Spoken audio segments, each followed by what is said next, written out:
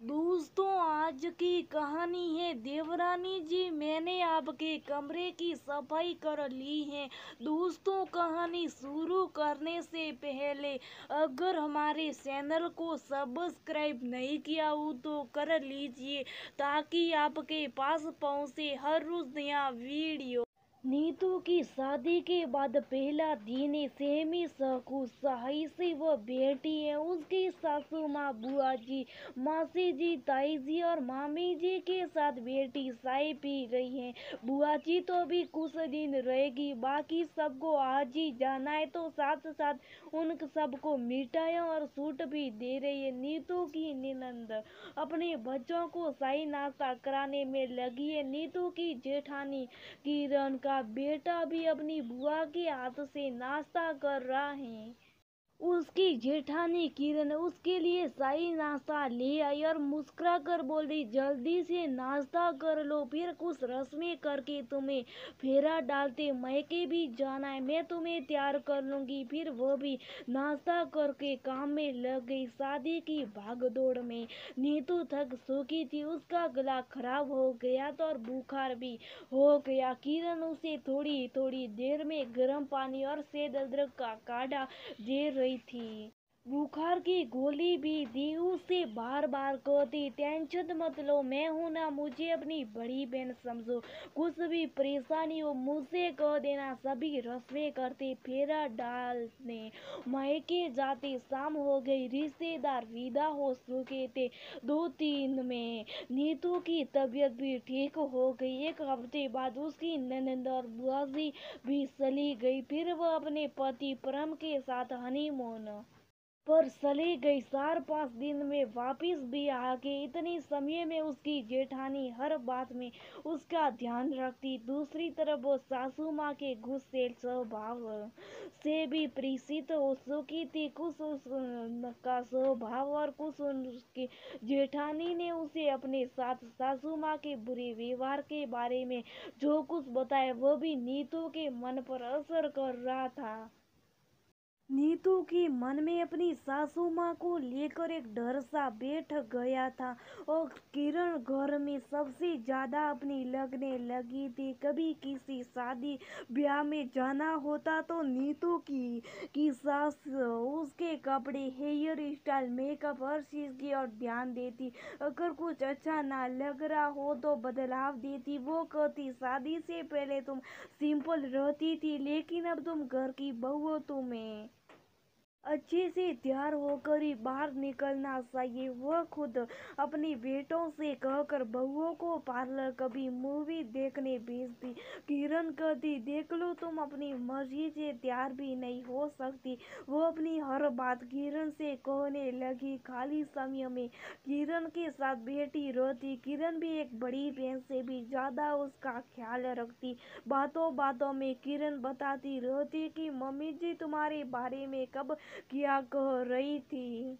नीतू को बुरा लगता कि सासू माँ उसकी बुराई करती है। सासू माँ का नाम लेकर किरण नीतू को डराती रहती कि ऐसा मत करो वरना मम्मी जी नाराज हो जाएगी, ये काम इस तरह करो वरना मम्मी जी डांटेगी। ये सब सुनकर नीतू के मन में एक डर सा बैठ गया था। वो सहकर भी सासू माँ से जुड़ नहीं पा रही थी। कभी नीतू की तबीयत खराब होती तो किरण कहती, थोड़ा बहुत काम करती रहो भाई, यहाँ तो काम चाहिए, मम्मी जी ने देख लिया तो पता नहीं क्या बोलेगी।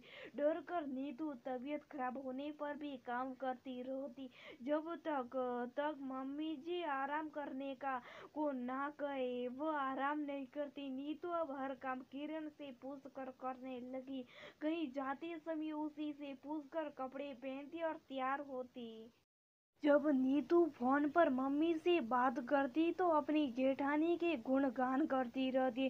कहती, मम्मी वो जेठानी नहीं, यूं समझो दूसरी माँ मिल गई है मुझे, आपके जैसी लगती है, बिल्कुल आपकी तरह ख्याल रखती है मेरा। नीतू की मम्मी समझ तो रही थी कि नीतू भावुक होकर सोच रही है, लेकिन फोन पर नीतू को समझा नहीं पा रही थी। जब रहने भी आती तो मुश्किल से 2-3 दिनों के लिए, तब भी रिश्तेदार उसे घेरे रहते।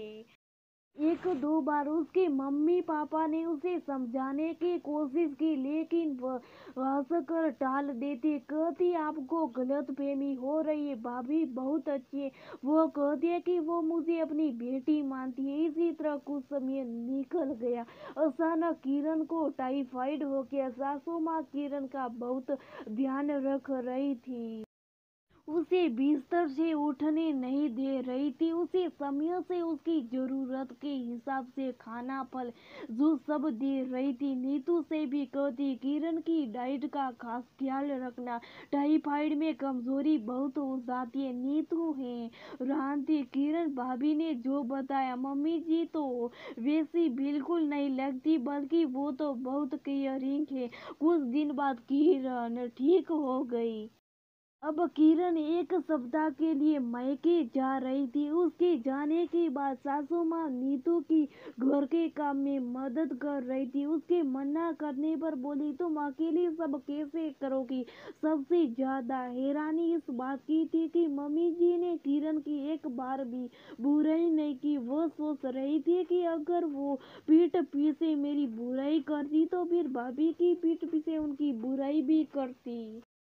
किरण के आने के बाद नीतू मायके चली गई। रात के खाने के बाद जब माँ बेटी को आराम से बैठने का मौका मिला तो नीतू ने अपने मन की सब बातें अपनी मम्मी को बताई। वह अंदर ही अंदर घुटन महसूस कर रही थी। मम्मी की गोद में सिर रखकर रो पड़ी। उसने कहा मम्मी मुझे कुछ भी समझ में नहीं आ रहा है, मैं क्या करूँ। मम्मी कुछ दिन पहले सोनिया नीतू की पकी सहेली का फोन आया था। वह कह रही थी कि माँ माई होती है, माँ की जगह कोई नहीं ले सकता। तुम्हें अपनी सासू माँ और ननद से अपना रिश्ता अच्छा बनाने की कोशिश करनी चाहिए। मैं किसकी बात सुनूं, किसकी बात मानूं, कौन सही कह रहा है कौन गलत। मम्मी जी मुझे बहुत डर लगता है, उनसे ठीक से बात भी नहीं कर पाती मैं।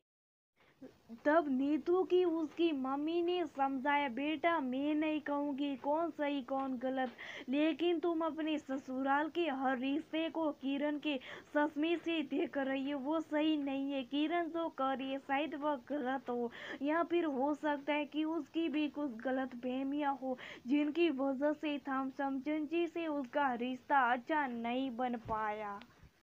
सुनी सुनाई बातें भूल जाओ। तुम्हारी जेठानी क्या कहती है उसे भूलकर हर सब पूर्वाग्रहों से छुटकारा पाकर एक नए नजरिए से अपने परिवार को देखो। अपनी जेठानी की नजर से नहीं, अपनी नजर से उस परिवार को अपनाने की कोशिश करो। शादी से पहले वाली नीतू बनकर अपने तरीके से रिश्तों को संभालने की कोशिश करो। तुम्हारा ये जो रूप देख रही ये तुम नहीं हो। तुम शादी से पहले अपना हर फैसला बड़ी समझदारी से करती थी, हर हालत का सामना पूरे आत्मविश्वास से करती थी।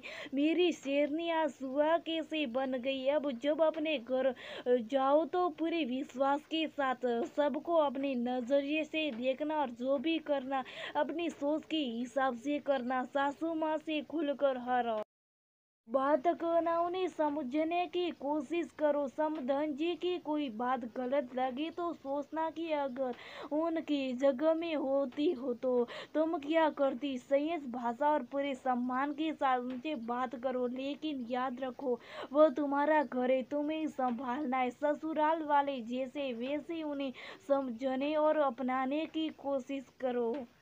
नीतू को बात समझ आ चुकी थी। उसका मन भी हल्का हो गया। इस बार जब वह ससुराल गई तो जैसे अकेले में मौका मिला। किरण ने नीतू से कहा मैंने तुम्हारे कमरे की सफाई भी कर दी है। तबीयत खराब थी मेरी, पर तुम तो जानती हो हमारी सासू माँ को तो तरस आएगा नई बहुओं पर।